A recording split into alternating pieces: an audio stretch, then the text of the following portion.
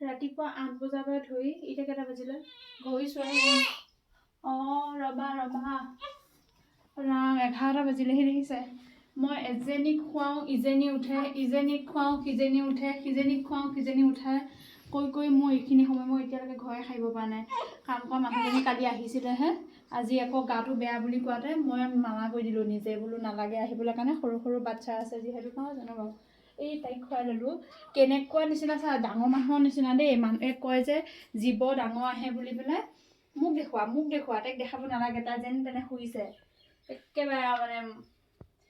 জীৱ ডাঙৰ আহে বুলি কয় যে মানুহে সঁচাকৈ হয় কিজানি তাইক এনেকৈ লৈ অকণমান টোপনি নিয়ালোঁ যে তাইক খুৱাই দিয়াৰ লগে লগে উঠিলেই এই যে মিঠি